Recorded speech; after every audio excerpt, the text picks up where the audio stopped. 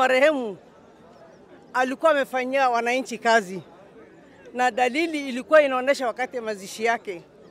Kama anataka kura ya watu Isiolo, tafadhali asisahau watoto marehemu, awapatie kazi, kwa sababu hawana mama, hawana baba, ni mayatima.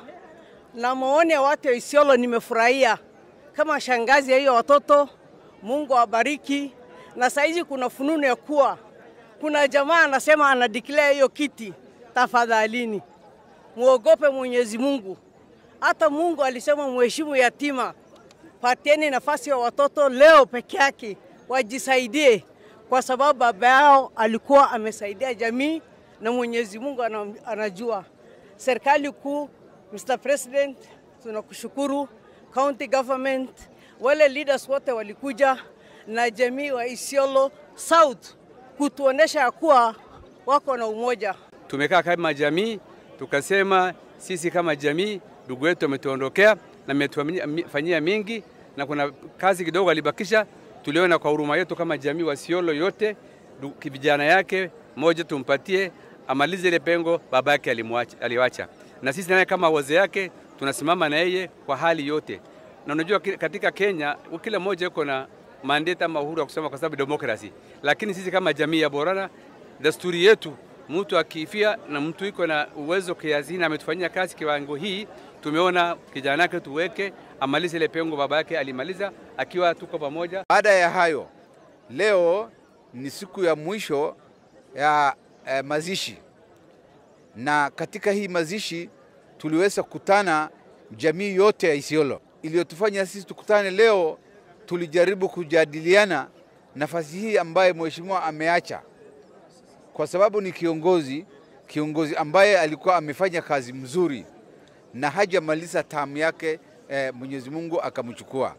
So tukafikiria, tukaona ya kwamba ile njia ambaye tutaweza kuendelea naye vizuri kusaidia yeye na jamii yake, watoto wake, tukakubaliana kwa kauli moja ya kwamba kama jamii ya Isiolo South na Isiolo North, tukasema ya kwamba tunapitisha mtoto wake ambaye atakuwa kiongozi wetu baada ya baba yake kuondoka, na atamaliza shughuli yote ile ambaye baba yake alikuwa ameweka nia. Kwa hivyo yoyote ambaye atakuja kufikiria baada ya sisi kutoa hiyo uamuzi, afikiria kwamba atakuja kusimama kwa hii uchaguzi ndogo, basi sisi hatuko na yeye na hatuko pamoja. Akikuja anakuja tu kivyake, haja kuja na jamii. Hatutaki mtu yoyote ambaye anakuja chini ya hiyo kivuli agombane na watoto, na sisi tusikie mbaya kutoka kwake. Na ujumbe yangu ya pili ni county government ambaye ni governor, ni jamii ya Sakuye, Senator Dulo, ni jamii ya Sakuye. Mtu mbaya asiwe mtoto yao, asiwe jirani yao, akuja chini ya hiyo umbrella ambaye hii jina itatutafua kesho. Sakuye ndio amebeba, mtu analeta, ndio sisi ujumbe hii kiasi tu ndio mimi nataka kupitisha kwa jamii yangu. Ya pili, President Ruto, marehemu ni chama ya Jubilee. Anafaa kukaa na Jubilee ili alewane, awache kiti Jubilee aendelee, ama waelewane tu kwa mwenye anaongea wani samani karakana na po